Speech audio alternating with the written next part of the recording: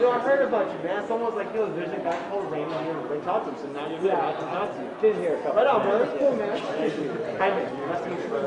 Okay, thank you. Hi, man. All good? Thank you. I haven't heard that for a while. Okay. Yeah, I see. Character in a movie. You give me the thumbs up and then I'll know. Yeah, let's start. Do you have a flyer? A flyer? Okay. Yes. I see the text.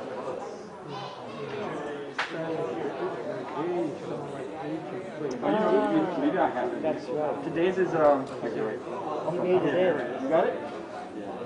Yeah, Jose would be Jay. First, the second tour, wrong. He made it.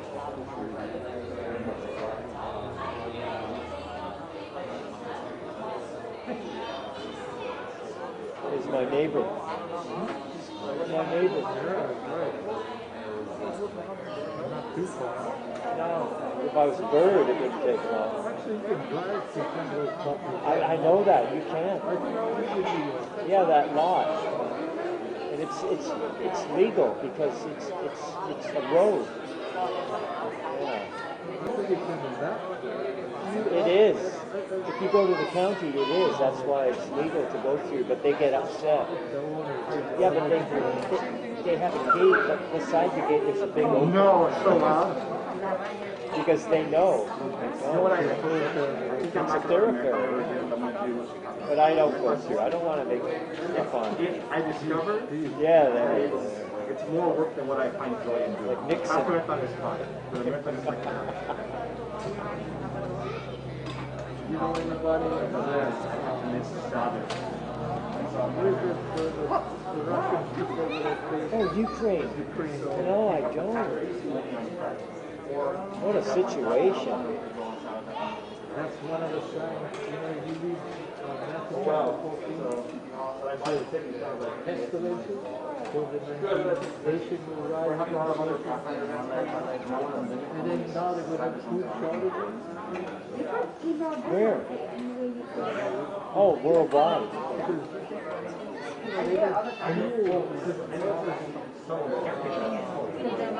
But I hear Ukraine's very has a lot of natural resources. Boy, what a situation, Yeah, where's going? All right, everyone, good evening. As we tend to say here at Kapaa SDA, happy Sabbath, Shabbat Shalom, Feliz Sábado, and whatever other language you want to use. My name is Pastor Jaime, well, not Pastor Jaime, my name is Jaime Vargas. I'm the pastor of the Kapaa Seventh-day Adventist Church and the Lawai Valley Seventh-day Adventist Church, and we're just happy that you are here. You know, we as the Kapaa SDA Church believe that the mind and the body are one unified unit. And so when your body is well, your mind has clarity, your mind has peace. And when your mind is well, when you can perform at your peak physically. And so we believe that to be at optimal health is not just to have physical strength, but to have strength in your relationships, strength of mind, strength of character, to have inner peace. And so our hope is that not just through tonight's presentation, but through the presentations that we're going to have throughout this weekend. We're going to have two more tomorrow morning, 9:30 a.m., 11 a.m., one in the afternoon tomorrow at 2:30 a.m., and then one on Sunday at 5 p.m. We hope that through these presentations you will be able to find tools, instruments, practices that you can engage in to have a mind that thrives and therefore a life that's abundant and full of joy and peace. And so I want to give our presenters a Hawaiian welcome. And so I want to invite Dr. Daniel Binus and Amanda Anguish to come and stand up, and we have some aloha for you today. For you. Mahalo. And so Okay. Dr. Daniel Binus and Amanda Anguish both work together at Beautiful Minds Medical. That's the clinic that you have founded over in California, Auburn, California. And so we're going to have a quick opening prayer, and then I'm going to turn it over to them, and they can introduce themselves a little bit more. So would you join me with prayer? Father God, I want to praise you and thank you, Lord, that Sabbath is here. And Father, we want to gift us healthy minds. Father, all of us are together on this journey to mental wellness. Lord, wherever we are on the journey, we can start today. Father, I want to praise you and thank you for Daniel and Amanda that are here. Lord, my prayer is that through them, you would speak to us about what it means to thrive, not just survive. We pray this in the name of your Son and for his sake. Amen. And one thing I want to remind you too is that, as you all know, Kauai County does still have some rules regarding how we congregate. And so if you don't have a mask and you're inside a building, I want to encourage you to wear one. Thank you very much. So I'm going to pass it on to Dr. Binus in a minute. I'll introduce and then I'll sit down so he can talk. And then I'll come in after. So I'm Amanda Anguish, and yes, that is my last name. And it's perfect when you're a therapist. I didn't even change my name when I got married because it was so perfect. I couldn't let it go. But I am a marriage and family therapist, and I've been working with Dr. Binus for the last 7 years on the 10th. So that's my work anniversary there. And before that, I worked for 7 years with at-risk teens. So I've lived in the hood, difficult teens, and now mostly I do depression and anxiety health stuff, and I also help with the depression and anxiety recovery program on the side. And Dr. Binus and I, just in case he forgets to say it, because we've been told we have to remember to do this, we have a podcast. We're half of the podcast team. It's called the Brain People Podcast. And so you're welcome to listen to it anytime. You can up our audience to like maybe 150. So that would be really nice. But yeah, I love working with Dr. Binus, and I'm really excited to be here, but I think my husband's even more excited to be here. So thank you for inviting us. All right. Yes, and Amanda is tougher than she looks. Definitely got some of those, in the school of hard knocks, as they say, right? Working with those at-risk teens, and she's actually taught me a lot about adolescent mental health. And so I think tonight's topic is actually really up her alley, as far as she's going to be telling us some solutions when it comes to dealing with media and the family, especially with young people. But yeah, just a quick introduction as far as myself. I'm Daniel Binus, and I'm a psychiatrist. I wasn't planning on being a psychiatrist, but I was in medical school. I was actually planning on becoming a surgeon. And my last year of medical school, I had kind of this epiphany sort of moment.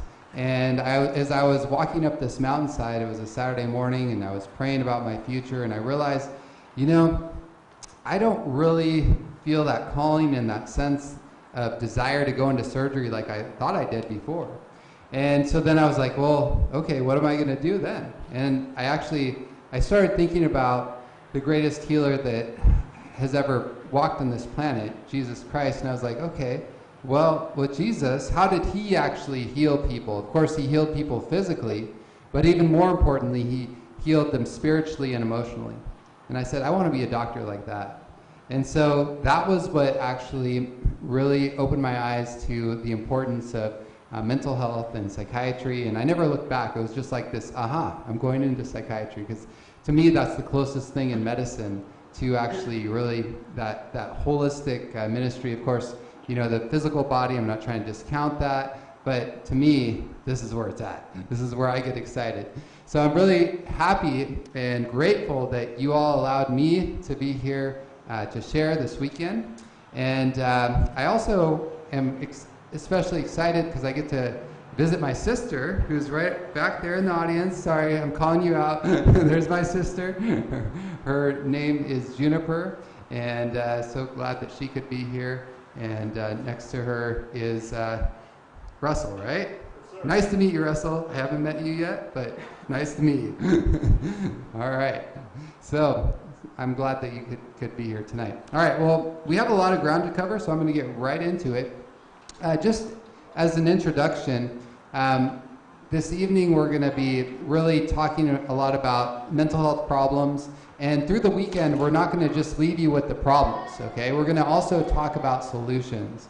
And so I hope you don't get terribly depressed with my part. Now, good news is Amanda's going to come up here and actually talk about some solutions, so I think that will also help you so you don't have too many nightmares tonight. But there is a problem, and especially when we look at the future of America, we should all be disturbed because, in fact, mental health problems are on the rise in a huge way. And there's reasons for that, and we're going to take a look at that tonight. So tonight, we're going to talk about how there are many young people who are being disturbed. They are being distracted, and they are being disconnected. But we also, like I said, we want to talk about solutions. We want to talk about how we can rethink these problems. We want to reconnect. We want to refocus and revive. So tomorrow, we're going to be spending some time talking about anxiety and depression.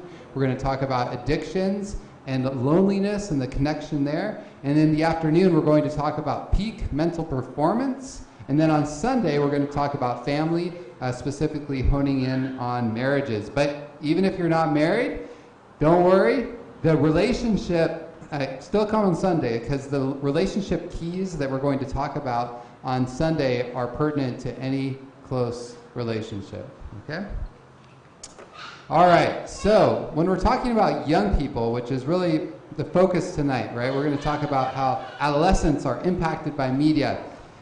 Who are we talking about? Well, specifically, we're talking about Generation Z. Does anyone know who Generation Z is? Well, now you know, right? Ages 10 through 25, so those that were born after 1997. By the way, does anyone know what the name of the generation is after Generation Z? Anyone know? What is it? Generation Alpha. Yes, Alpha. So we're starting the alphabet all over again. So that, I guess, shouldn't be a surprise. But yes, this is Generation Z. And Generation Z, there's a lot of unique things about them, but one of the unique things is that they are what we call digital natives. What does that mean? That means that technology, media, has always been present in their lives in a big way. I mean, most of us that are not of this generation can remember a time where technology was not a huge part of our day-to-day life. I mean, I remember not even really knowing what a computer was until I got into grade school and seeing this old Commodore 64. Well, that's not the case. With anyone play Lode Runner back in the day? Lode Runner? All right, we got a couple Lode Runner junkies here. But nowadays, completely different, right? And that's especially changed after the iPhone was released in 2007, where technology became ubiquitous and our smartphones started to travel everywhere with us. So you can see now this is for adults, just to give you an idea of how much technology we consume nowadays. All right, I know it's a little bit small, but do you see there in 2018 the total amount of technology? What does that say for those of you who have good eyes? It says 11 hours. 11 hours a day of media use on average for adults. That's a lot of media, isn't it? Especially when you think hopefully most people sleep about 7-8 hours, right? So it doesn't leave a lot of the day left without media. Now what about with adolescents? So with adolescents, the tweens and then the teens, so the tweens about 6 hours and the tweens 9 hours. Now this does not count what? What does it say there? Excluding time spent using media for school or for homework. Because some of you might be thinking, oh yeah, it's because they're home. No, no, no. This is above and beyond the time for homework and school. So this starts to give you a taste, an idea. We need to understand what this is doing to our minds. If we don't understand what this is doing to our minds, we're in bad shape because we are exposing ourselves to it almost constantly. And just to put it into perspective, Americans spend more than 9 hours per day using non-radio media, because that last slide with 11 hours counted radio, okay? So more than 2.5 24-hour days per week, by age 75, most will have spent more than 28 years of their life interacting with media. So again, that starts to put it into perspective, right? And we need to understand how this is affecting us. Otherwise, we're not going to be in a very good place. Now, what's interesting about Generation Z is even though they are in this virtual world, even though they are consumed with media, look at this. How do they prefer to be communicated with? What does it say there? Actually, face-to-face is the #1 preferred method of communication still. So even though they are born into this digital world, they still crave human interaction. Why? Because we were wired that way. Why? Because it actually feels really good when you can connect with one another. And doing it digitally is not quite the same, and we're going to talk about why. All right, so let's talk a little bit about some mental health statistics and what's happening with Generation Z and look at why that is happening. So even before the COVID-19 pandemic, mental health challenges were the leading cause of disability and poor life outcomes in young people, with up to 1 in 5 children ages 3 to 17 in the US having mental, emotional, developmental, or behavioral disorders. So when you think about that, the leading cause of disability and poor life outcomes, what is disability? Well, disability means an inability to function normally, an inability to have good quality of life. So the #1 cause is actually mental health disorders. And by the way, does anyone know what the #1 cause of death is in those under age 40? Suicide. That's #2. Suicide's #2. #1 is? Car accidents. It's accidental deaths. But what's interesting is they say accidental deaths. Last year, we had the largest overdose deaths ever. Over 100,000 people in the United States died of drug overdoses. And so a lot of those accidental deaths are actually mental health related as well, because they're related to drug overdoses. And then the second cause, like I said, is suicide, actually. So the #1 and #2 causes are really related to mental health issues. Now, Generation Z adults, 46%, were the most likely generation to say their mental health has worsened compared with before the pandemic. So mental health was already bad before the pandemic. The pandemic has just amplified that and made it much worse. During the decade preceding COVID, 19% seriously considered attempting suicide, a 36% increase from 2009 to 2019. 16% have made a suicide plan in the prior year, a 44% increase from 2009 to 2019. And between 2007 and 2018, suicide rates among youth ages 10 through 24 in the US increased by what? 57%. So we're seeing a drastic rise. And again, this is even before COVID. Not good news for the future of America. Now, the US Surgeon General is realizing, and as is America on the whole, that there is a crisis going on. And one thing that Surgeon General Dr. Vivek Murthy actually said was we want to be careful as we try to solve this one pandemic not to do what? Create another one. And really that's part of what's actually happening. We're seeing an epidemic, a huge proportion of youth being affected. And so he actually issued an advisory on youth mental health. And there's more and more press being given to this. People are realizing we need to do something. So the question, of course, becomes, is it all media? What is it that's causing these mental health problems? Well, enter to the stage Dr. Jean Twenge. Now, she's a PhD researcher from San Diego State University, and she's authored more than 120 peer-reviewed publications. And basically what she's done is she's looked to see, based on generational differences, what are the factors that could be influencing people's health. And so she's very published, she's very reputable, and she actually wrote a book called iGen. So if you're interested in really delving into this topic, it's a very interesting book, a lot of research that she shared, and it actually is a very engaging book. So in her research, she was accustomed to kind of seeing slowly growing trends in her research, just kind of like hills to peaks. Around 2011 to 2012, however, she started to see abrupt shifts in teens' behavior and emotional states, more like sheer cliffs. So the question, of course, was what happened around that time. So let me just show you a couple slides, and again, I know this is small, but here, these are depressive symptoms. Whoops, I just shut it off, didn't I? There we go. I was trying to point. Does this have a pointer? There's the pointer. Oh, I shut it off again. Sorry. Which one do I hit now? There we go. Okay. So there's the pointer, but it doesn't work on the... I'm sorry. I should have tested all these buttons before. Do I hit something, or are you going to... There we go. Thank you. Thank you, Lucky. Uncle Lucky is fixing all my mistakes. I appreciate it. All right, so what this is actually depressive symptoms among 8th, 10th, and 12th graders. And so, again, you see this huge increase there right around 2011, 2012. And there we go.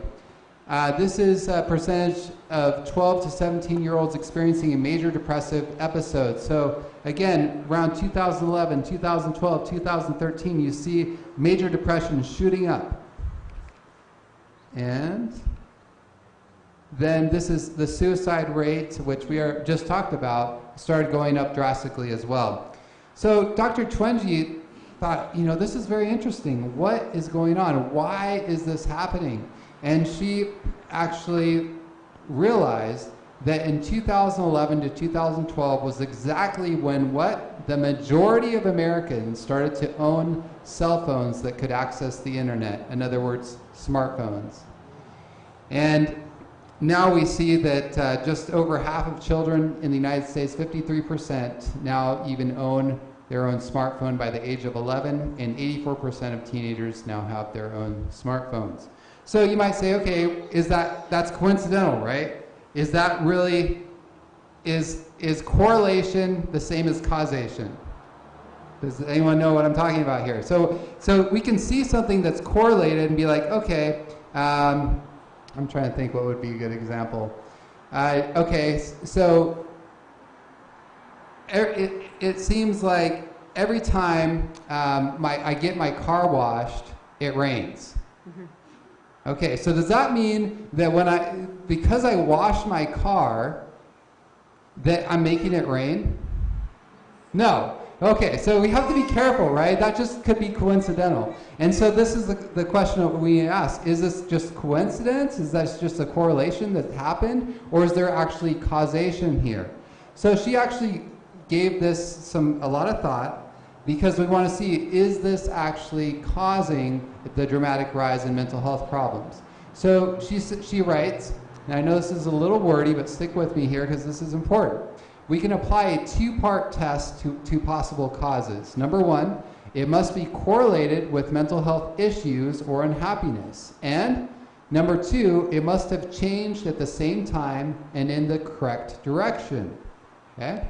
So TV watching is linked to depression, but teens watch less TV now than they used to. So that fails test number two. By the way, why do you think teens watch less TV than they used to? Because it's replaced it with other media, right? Time spent on exercise and sports is linked to less depression, but it didn't change much since 2012, so they fail test number two as well. Only 3 activities pass both tests. Number one, new media screen time is linked to mental health issues and rose at the same time. Number 2, in-person social interaction. And number 3, print media are linked to less unhappiness and less depression, in other words, reading, right? And both have declined at the same time.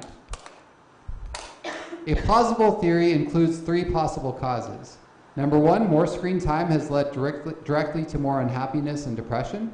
Number 2, more screen time has led to less in-person social interaction, which then led to unhappiness and depression. Number 3, more screen time has led to less print media use, leading to unhappiness and depression. So which one is it? Well, I like this.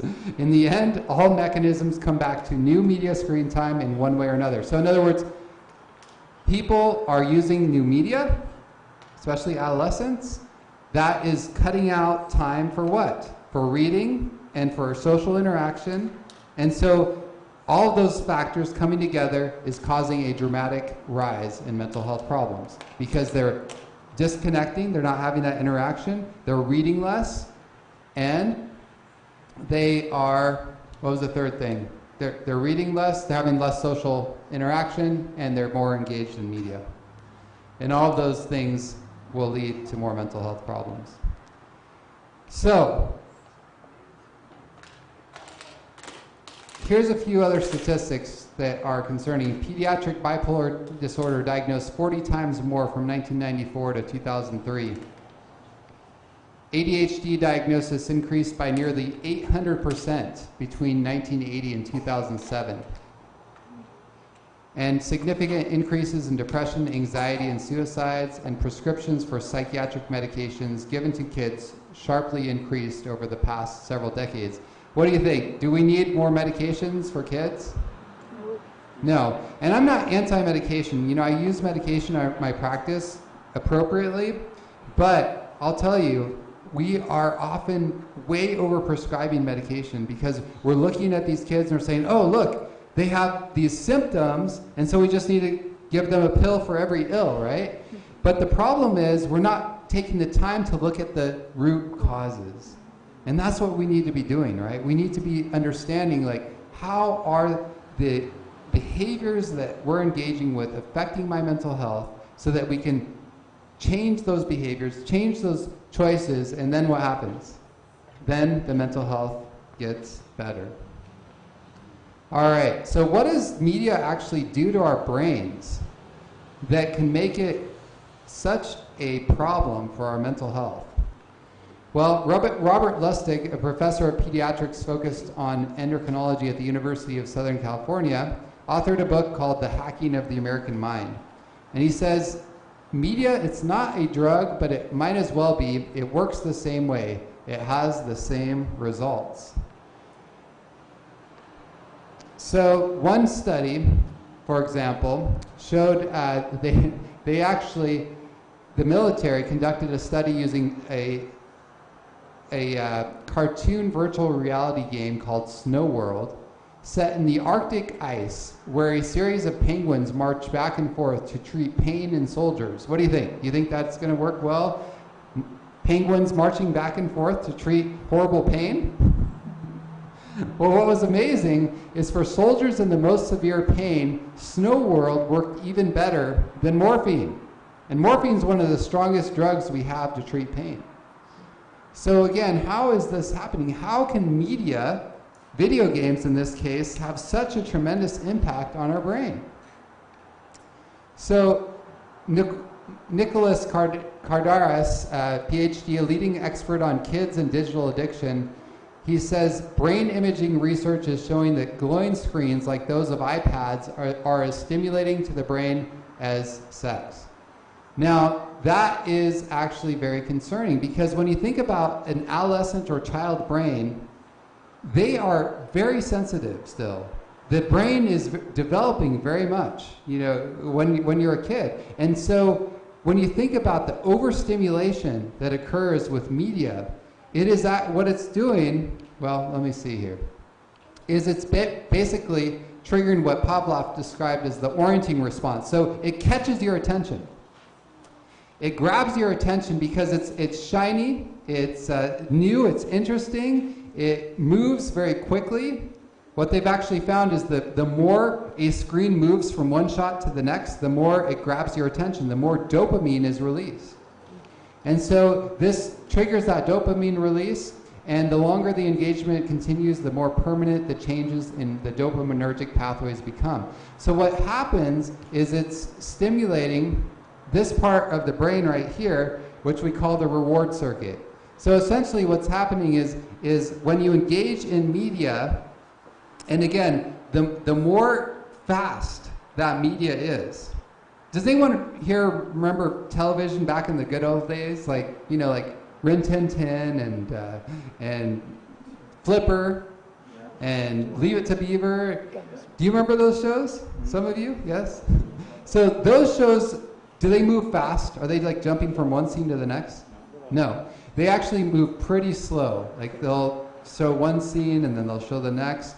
Nowadays, what's different about TV? It's fast, right? And it's not just, exactly, it's not just TV, it's also video games. Boom, boom, boom, boom, boom. Everything is changing quickly, quickly, quickly, one scene to the next. Why have they done that? Because it grabs your attention a lot more. Does that make sense? In other words, the more it shifts from one scene to the next, the more dopamine you have released. And so this actually is what is making people feel overstimulated. It's what gives you that feel-good effect. But in the end, it actually makes you what?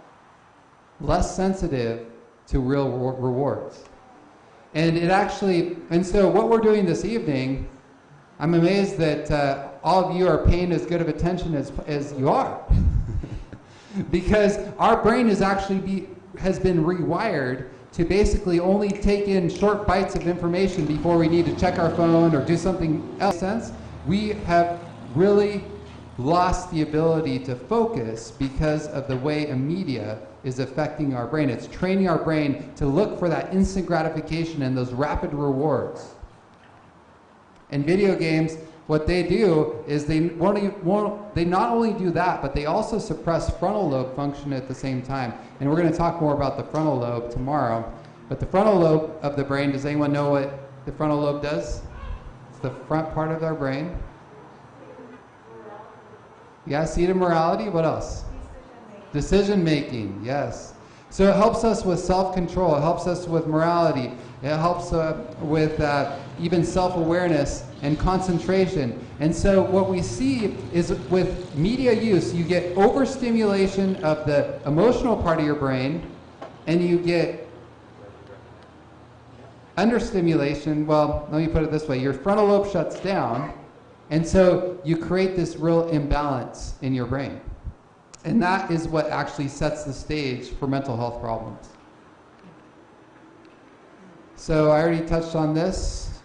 Increasing the number of edits increases the attention to TV, but what it does is it becomes similar to hypnotism.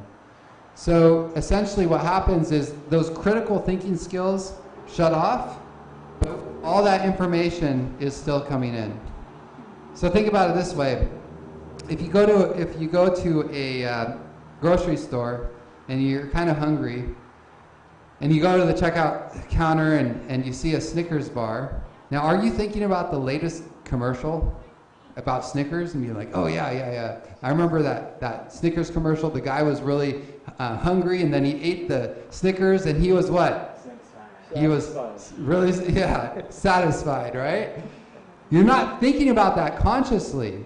But here's what happens. When you watch commercials, or not even just commercials, anything you watch on TV, it bypasses your critical thinking skills. It goes in, it gets stored in your brain, your subconscious mind. So now when you see that Snickers bar, your subconscious brain is already priming you. Again, you're not consciously remembering that commercial, but it's priming you to say, oh yeah, Snickers really satisfies, so I want a Snickers bar because I'm hungry. And that's the subtle influence that'll influence our decisions. And did you know that most of our decisions are actually made before we're even consciously aware of it? I know that's kind of scary. But what research actually shows that we are heavily influenced by that subconscious mind. And so what we're actually exposing ourselves to, it really does start to literally brainwash ourselves. And you've all probably heard the saying, by beholding, we become changed. And that is very true, and science is showing that more and more. Because of time, and because I want to give Amanda some time, I'm going to try to wrap this up in a couple of minutes here. But one thing I have to say about multitasking. multitasking doesn't exist. It actually doesn't even exist. You can't pay attention to, the brain can only pay attention to one thing at a time. But they found that people that go from one task to the next very rapidly, that it actually starts to fragment their brain more and more. And the interesting thing is, those people who think they're the best at multitasking are what? Are actually the worst. So if you think you're good at multitasking, don't fool yourself. You're probably the worst at multitasking, okay? And media is actually programming us to do that. So there's so much information that I want to share with you. I just don't have time. But this is a funny quote. The next time you're writing your boss an email during a meeting, remember that your cognitive capacity is being diminished to the point that you might as well let an 8-year-old write it for you. So multitasking during the cognitive task decreased IQ similarly to what we expected if the study subjects had smoked marijuana or stayed up all night. So again, we want to be careful when it comes to multitasking. We're not going to do very well. All right, my final section here, disconnected. So, you know, we need to think about not only what is this doing to our general mental health, but what is this doing to our relationships, which those two things are connected, right? We realized from Dr. Twenji's research that she was pointing out that when we have less in-person interaction, then it is going to affect our mental health. But just besides that, it really does affect our relationships. Now, it's interesting, Facebook, how many of you are Facebook fans? Yay, Facebook, all right. I know some people, anyway, I won't talk about Mark Zuckerberg right now. Try to have some self-control, use my frontal lobe. So internal research, so consider the source, right? They actually did some research studies to establish that when properly used, social media makes people measurably happier, okay? So study one, around 1,900 Facebook users found that when users received information written by someone they know well, they felt better. All right. When receiving information from someone they didn't know well, the feeling was neutral. So that was a huge landmark study, right? All right, so, and then study number 2. During a 1-week period, one group were asked to make more Facebook posts than normal, while the control group was given no instructions. Experimental group reported less loneliness than controls during this week. They felt more connected to their friends on a daily basis. On the other hand, so those two studies, if you just took those, you'd be like, oh, okay, social media is good for me, right? I should do more social media. But on the other hand, here's another study. Research at the University of Pittsburgh found that more subjects used social media, the more likely they were to be lonely. That directly contradicts the last study. Study number 2, 5,200 subjects studied associations between Facebook activity and self-reported measures of physical health, mental health, and life satisfaction. Our results showed that overall the use of Facebook was negatively associated with well-being. All right, so now we have 2 opposite findings in both studies. So there's a paradox. The studies that found positive results focused what? On specific behaviors of social media users. Negative studies focused on the net result of overall use of these media platforms. Holly Shakya, researcher at UC San Diego, in an NPR interview said, "We have evidence that replacing your real-world relationships with social media use is detrimental to your well-being." So the point is, we have to be careful when we look at these studies, right? Because study design is very important, and you can find the results that you're looking for almost all the time in a study, depending on how you design the study, okay? So we have to be really careful. In this case, we need to look at the net result. So in other words, of course, when you get a like, does that make you feel a little bit better? Yes. But is that the same thing as like Randon coming to me and telling me, to me personally, hey, I really liked what you had to say there? What's better, a thumbs up on my iPhone or the in-person affirmation? What do you think? Hopefully, for most of us, it'll be the in-person affirmation. So the point being, we cannot use social media to replace real-life interaction. Real-life interaction is more important. And there's lots of studies that show that screens are increasing social anxiety, increasing isolation. And a big part of that is, when you're on a screen and you're on Facebook, well, how many of you look at Facebook and you're like, man, these people's lives are so amazing, right? And you start to compare yourself. And you start to say, man, that's not fair. Like, I have problems. These people have no problems, right? And so on the online world, you can paint this picture of perfection almost, right? But in person, you're like, ooh, I have to now, I'm more vulnerable. I have to kind of be myself. So it actually increases anxiety, and it can increase depression. And the more we use online media, like social media, it really increases the likelihood of those problems, both anxiety and depression, and a sense of loneliness. All right. Let me skip over some of this. So what's interesting, too, is that they're finding from UCLA, University of California, Los Angeles, that their brains are really lighting up very similarly when they're getting those likes and when they're getting those social media posts. It's the same way as when we would see pictures of a person we love or when we win money. So people are getting rewired. Their brain is actually changing that this is the reward. And what's happening is that adolescents are actually having a hard time learning to read facial expressions. And there's actually a part of the brain called the anterior cingulate cortex, which has to do with empathy. And they found in internet addiction that part of the brain is actually shrinking. And so what we're seeing is that people are having a hard time even being able to read facial expressions. They're being more disconnected, and they're having a harder time even having empathy because they're not having that face-to-face connection. They're doing a lot more of this, right?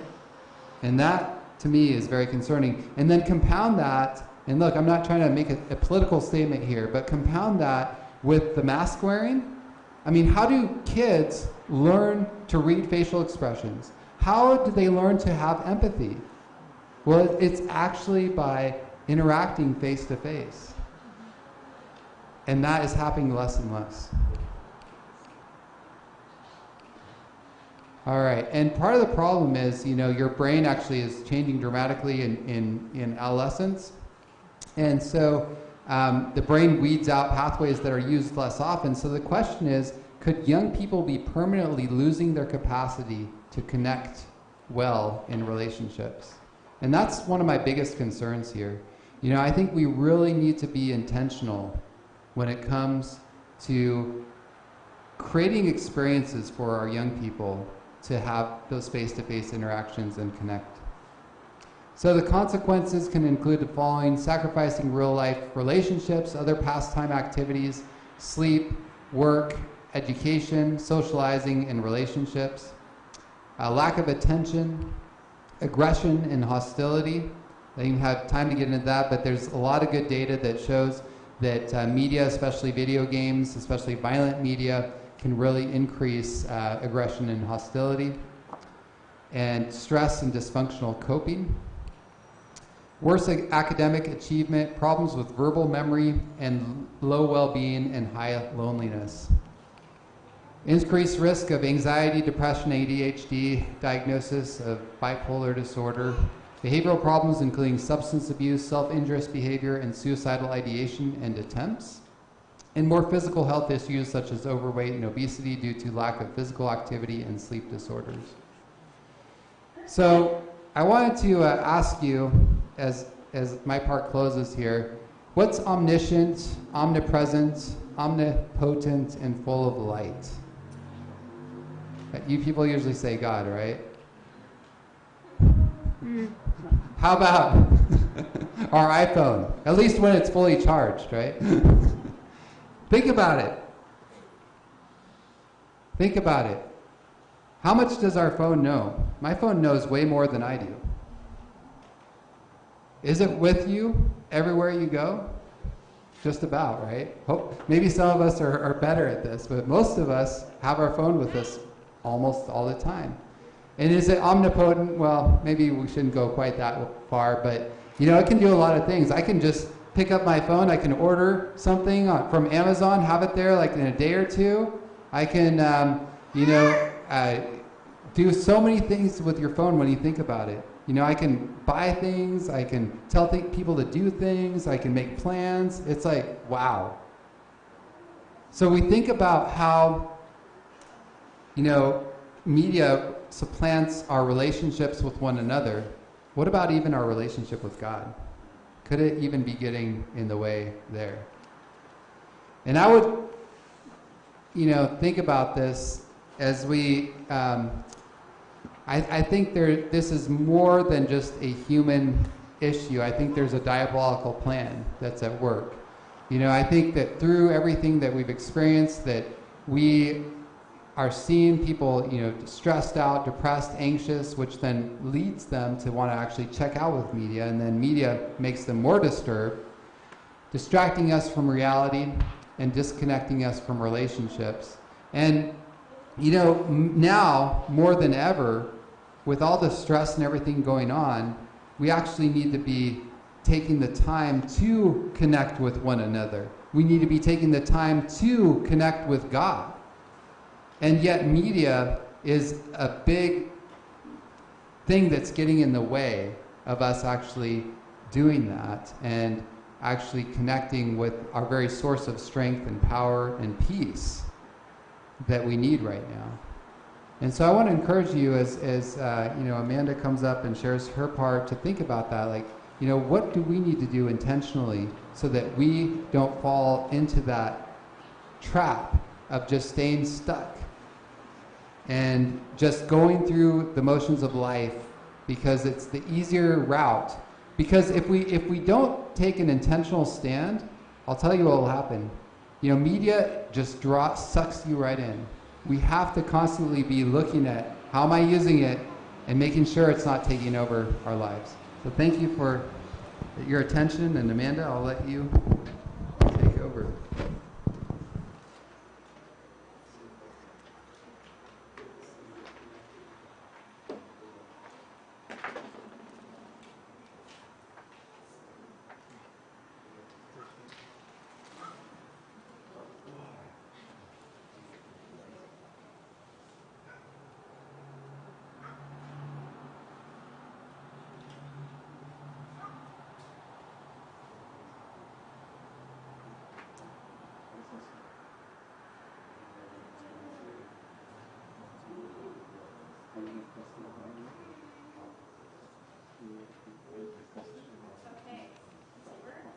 Oh, thank you.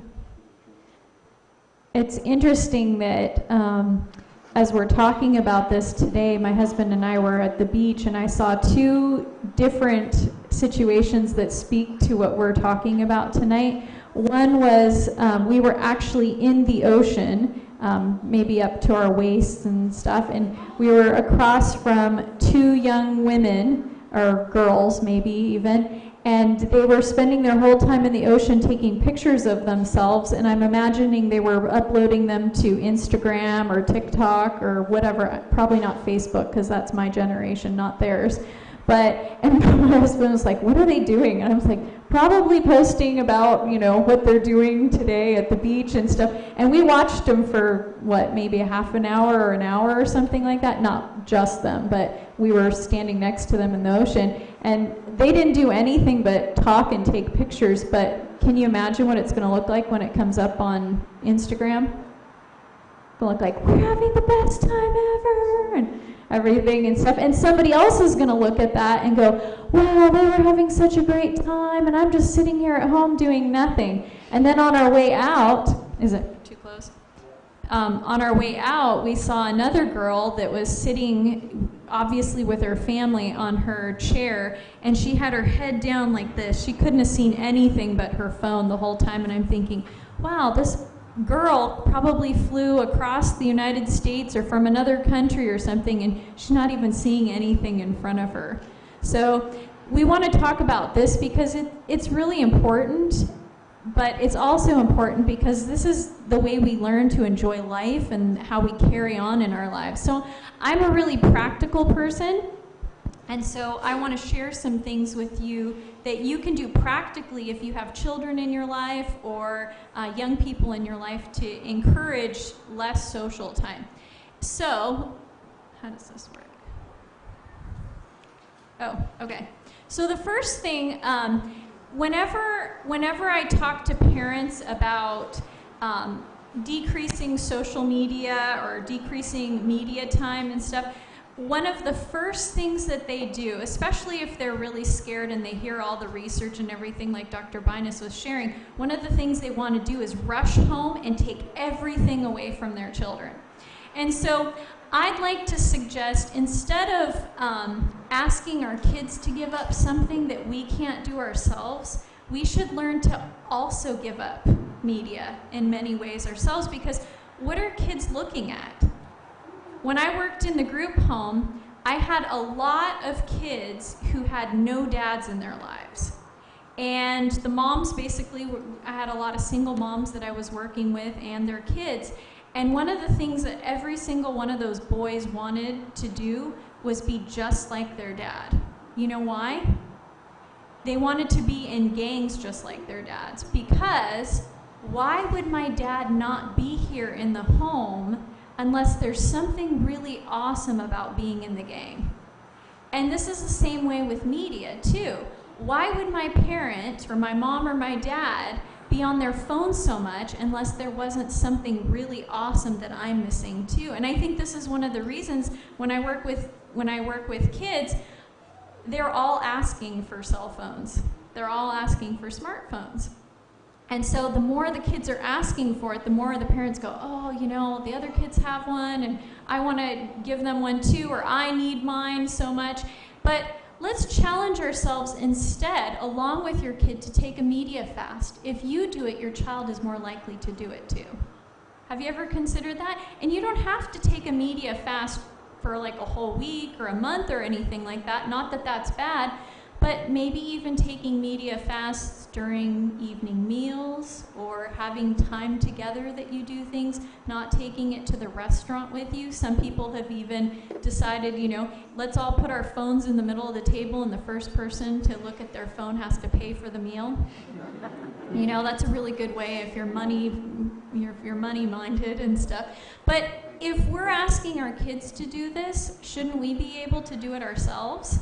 Who's looking at their phones the most? Sometimes it's the adults who are looking at their phones, and yet we're asking our kids not to do it because it's messing with their brains and that sort of thing. So the first thing I'd like to suggest that we can do practically is ask ourselves, would I be willing to do the same thing? So I'm gonna let go of my phone during at least certain periods of time to show my kids that they're not that important. They're nice, but they're not that important. The next thing, well, sure, I want to share this with you too. What do you notice about the different parents there, the different moms? One mom's asking, how do you get your kids to read books? She's reading books. How do you get your kids to be active? Go run outside and play. Or do you go outside and you're active and you just bring the kids along with you? Don't take away something without offering something just as good or better. It's really easy to say, get off your phone or get off the TV or get off the computer or your video games or whatever, but are you offering something else good in its place? And sometimes, you know, we get lazy as adults and we want the kids to just go do something better, but are we actually offering them something better? What kinds of things can that include? You guys live in an awesome place. There's lots of really cool stuff to do around here. At least for those of us who aren't around here as often as you are. But sometimes you take things for granted after a while and you don't get up and you don't go out there and do those things. But that's what kids need to see, is that there's something just as exciting out there. So slowly limit media while filling its place with novel and interesting projects, work, and mission-minded service. You don't even have to do recreational things. Sometimes even work can be fun. Can be its own reward too. I was a kid, maybe it's because I'm a firstborn, but I loved having a job. There was nothing like getting paid. Maybe that's my dopamine rush or whatever, but when I was a kid, like even having quarters and stuff that, you know, I had made doing a work, it was the best feeling knowing I did something and I got a reward from it. You might get a dopamine rush from watching TV, but there's something long-term about doing something productive with your time that's even better than that, and that's something that we can teach our kids too. And you'll find a much easier time implementing less media expectations this way. Yes, they may resist it first, but as you stick to a consistent source of substitutions, your child will start to appreciate those just as much, if not more, and their sense of worth will increase. This is the problem. So many kids nowadays, because they're not doing anything, their self-worth goes way down. Self-worth, one of the best ways to increase that with kids is give them something to do. I have a friend, and I'll never forget, she actually posted this to social media, or I never would have seen it. So there is a place for that maybe. But I remember she gave her little girl, I think she was maybe a year old at this time, she gave her a bunch of dried beans and kind of threw them on the floor, not threw them, but just dumped them on the floor, and gave her daughter a little dustpan and a broom. It was the most hilarious thing. Have you ever seen a 1-year-old try to clean up dried beans with a dustpan and a broom? How successful do you think she was at that? As soon as she slid it onto the pan and picked it up, she'd drop it, and then she'd have to go do it again and do it again because she couldn't keep both of them, you know, working together. And it was hilarious, but the best part of it is watching the satisfaction that her little girl got every time she got those beans onto the dustpan or the pan. And I was like, man, what an amazing thing. I also saw, this was kind of viral a while ago. I can't believe I'm using videos to prove my point. But this little boy, maybe 2 years old, his dad gave him a hammer and a nail. And most parents were like, I can't believe, like, you don't give a 2-year-old a hammer and a nail. But if that little boy, that 2-year-old was amazing with the hammer and the nail. He was so accurate, and I thought, man, he's better than I am with this hammer and nail. But the best part was not watching him just hit it, it was watching the facial expression that he had. Man, there was no such thing as more pride than that little boy had on his face. And these are the things that we can teach kids to do. This is where their self-worth comes from, not from watching, you know, some video influencer show what makeup application they did better than the next social media influencer. Don't forget that we are in a day and age where kids don't remember a time without technology.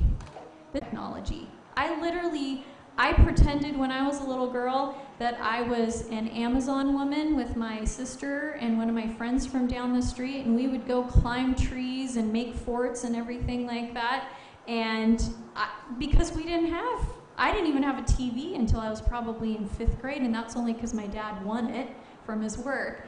But we had so much fun outside. We did so many things, but that's because there was no TV or there was no computer in my home. I didn't even get my first computer until I was out of college. Like, my grandparents thought they were cool because they gave me a word processor for college.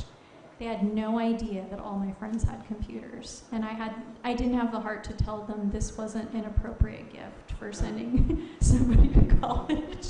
So I borrowed my roommates and stuff. I was the only kid in college that had a word processor. But give your child something inspiring in the fun and beautiful stories you share of your own childhood without media. Help their imaginations back to the simple times and offer to show them. I have I believe he's 11-year-old that I'm working with in therapy right now. And he has ADHD. Do you know one of the best cures for ADHD? I just learned this maybe within this last month. Being outside in nature. That's what the research is saying right now. For ADHD kids is just go outside in nature. Well, the cool thing is that's probably because one of the causes of ADHD is too much media. If you didn't know that. And even beyond that, there's something else that's now out in the research too, and they're starting to study this, and it's called virtual or digital autism. And Dr. Binus was referring to this a little bit in what he was talking about, that the more media we consume, and this is even onward through adulthood, the more media we consume, we're very likely to have lack of empathy. And isn't that one of the signs of autism too? And so young people and adults are being diagnosed with autism, and they're not realizing if I just take the media out of my life or take the media out of my child's life, my child or this person or myself will be able to function normally again. Isn't that powerful? We're diagnosing things that aren't even supposed to be what they're being called, but because they look so much like autism now, we're just diagnosing them, and maybe we don't have to be doing this except we're doing things the wrong way. But show your kids how to do these things. And by the way, so this kid, after I learned this, you know what I did? We have a beautiful property around our office, so I took this kid out and we made settlements out of sticks and acorns and leaves and brush and everything. At first, do you think he wanted to do that? This kid loves video games. Do you think he wanted to do that? No? Do you think I wanted to do that? I was dressed up, I had the wrong shoes for this and everything. I didn't want to do it, but we had the best time and he didn't want to end our session. So I get the coolest job sometimes. But his mom was actually sitting out in the parking lot and she saw me doing this and she's like, oh, does that really work? Maybe we need to get him outside more. I said, yes, you do. I didn't say it like that, but yes, she did. Don't forget to have a loving attitude about the topic. So often what happens when we talk about media with kids, how does it come across? Don't do this, it's the worst thing ever. And so what do you think kids think when we're telling them that?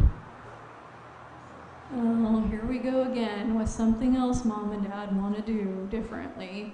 It's never going to work. This is awful. One of the things I learned in the group home, anytime you want a kid to do something, you have to act excited about it yourself. I would have staff who had money to take the kids to go bowling or go swimming, and they would sit the kids down and they go, okay guys, today we're gonna go swimming. How excited do you think those kids were? How excited would you be? What do commercials act like when they're trying to sell you a product? This is the most exciting thing ever. Your life is going to change. Everything's going to be so much easier if you just get this or buy this or do this. And yet we go around and we go, yeah, we got to go without social media. We got to go without phones. Do you know the #1 reason why people aren't successful in their New Year's resolutions? Because they think about all the problems that come with getting rid of something or having to do something. If you have to exercise, what do people say when it's their New Year's resolution and they don't normally exercise? Okay, I gotta go outside and I have to exercise. What if you don't want to drink coffee anymore? You realize you're spending way too much, it's giving you jitters, and you've already got anxiety, and so you decide, I'm gonna go without coffee. What do you do the first day you're going without coffee? Oh, I'd die if I could just have a coffee right now, but I can't because I've got this New Year's resolution. If you just spoke about things in the positive, do you know how much it would be life-changing for you? And you'd actually accomplish the things you set out to do? And the same way with our kids. If we're talking about doing something new, we're gonna go build a fort today. Don't even talk about we're not doing media. We're gonna go do something really fun. Can you believe it? I'm so excited. I'd be curious. But the problem is what do we do? The kid, this is their first time going out without media, and so they're like, I don't want to do this, it's dumb. And then the parent goes, oh, my kid doesn't want to do it, so never mind. I thought you were excited about it. You're excited no matter what. Do it anyway. I got 5 out of 6 group home kids, they all lived in the same house, to do coloring with me. These are teenage boys from gangs. Want to know how that went down? So I said, hey, anybody want to color with me? That's stupid. I don't want to do that. That's for little kids. I'm like, well, I guess I'm a little kid then, because I love to color. Which one do you want to color from? I didn't even acknowledge that they didn't want to do it. So I'm putting the coloring books out. Do you want to know what kind of coloring books I had? They were not Marvel comic coloring books. They were Precious Moments coloring books. And I had 6 gangster kids that I am trying to get to color with me. I sat myself down on the floor in front of the coffee table. I laid all the crayons out and I started coloring. I had plenty of coloring books for them. One kid came over, a little color, took a black crayon and started doing this across the page. I was like, oh, that's interesting. Kind of cool. Do you like what I'm doing? What color do you think I should color his pants? No, I don't know. Do you think blue or red? I guess blue. 1 down. Number 2. What? You guys are coloring? And this kept going until I had 5 boys sitting there coloring with me and 1 boy still in the same room. I didn't care if he was not coloring as long as he was in the same room, sitting there looking at us. And I knew he wanted to color with us so badly. But his ego wouldn't let him. And I was okay with that. But I was excited about coloring. And that's how you get kids to be excited about doing things too.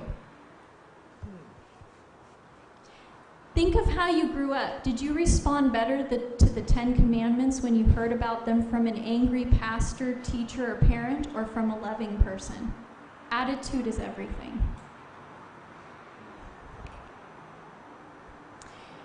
Don't neglect prayer. This is the most important thing. Do you know how many people in this world spend their careers trying to induce us to use media? There is absolutely no way we can compete with that.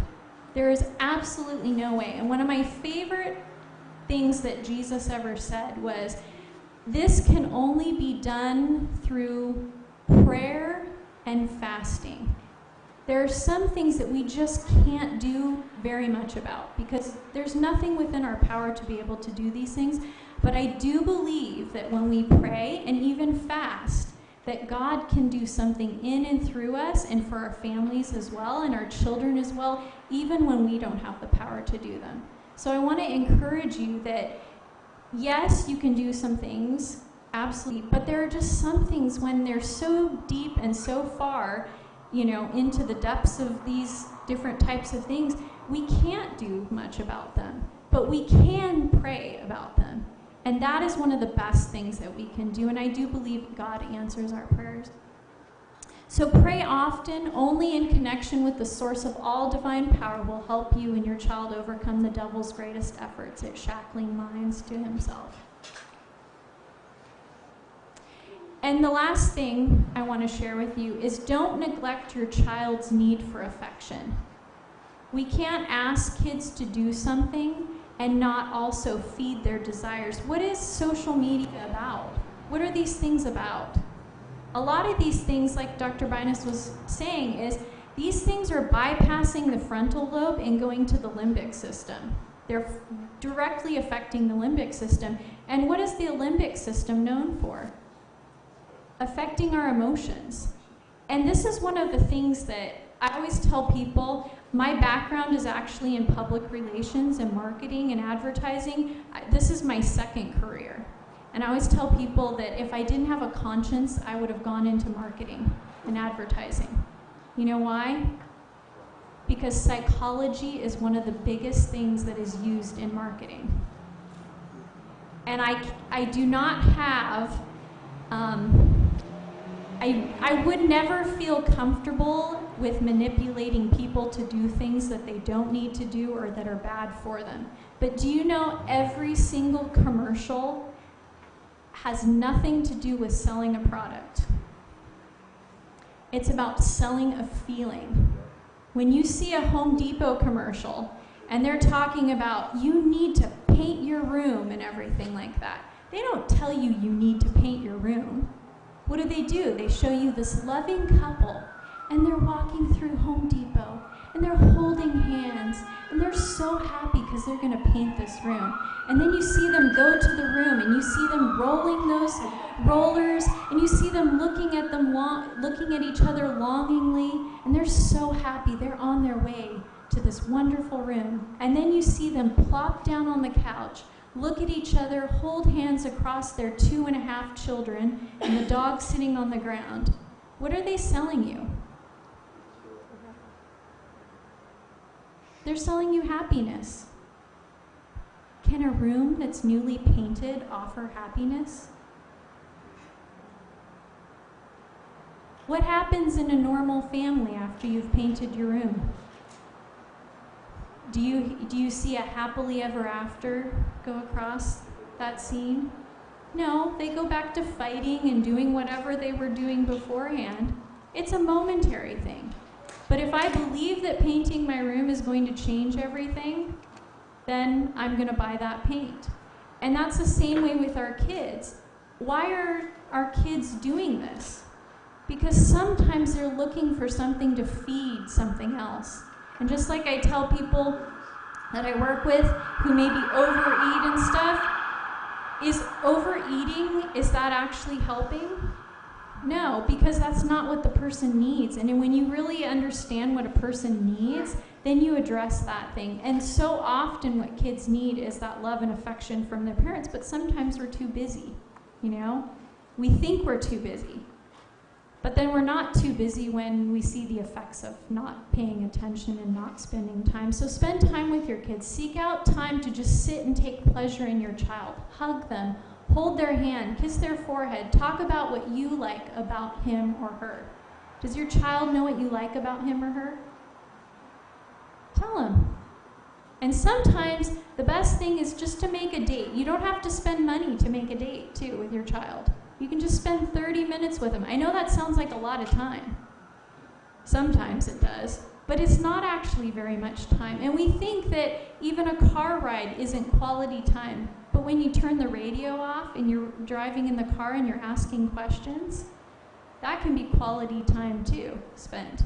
So let your child know who they are to you. And those sorts of things, all of these can help you. But again, the most important thing is that you pray and give your child over to God. So I want to leave you with that. And I hope you'll be back here tomorrow. I believe we're starting at 9:30. And Dr. Binus will be at 11, and we'll share some more things with you then. Thank you.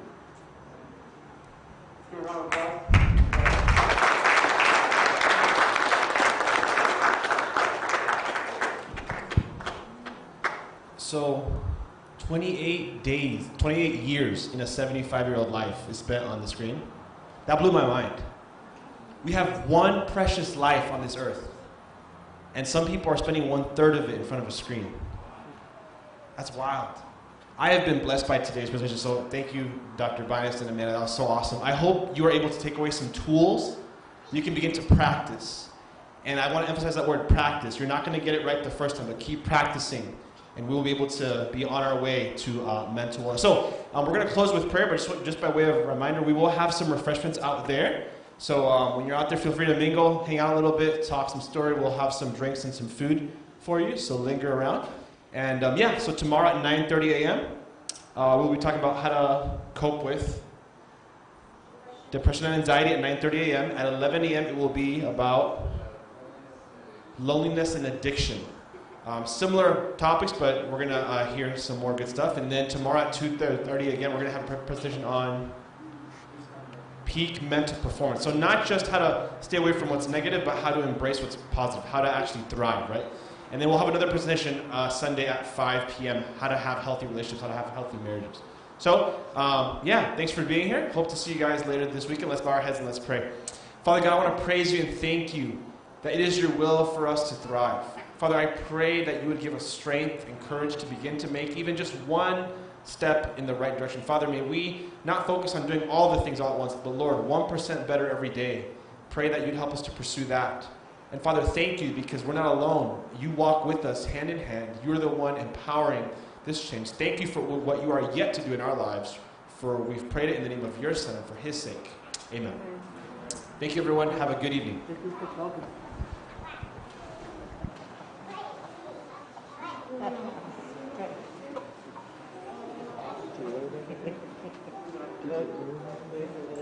Look at your stickers. Never show up, but gotta do this flower for the wedding. Candy.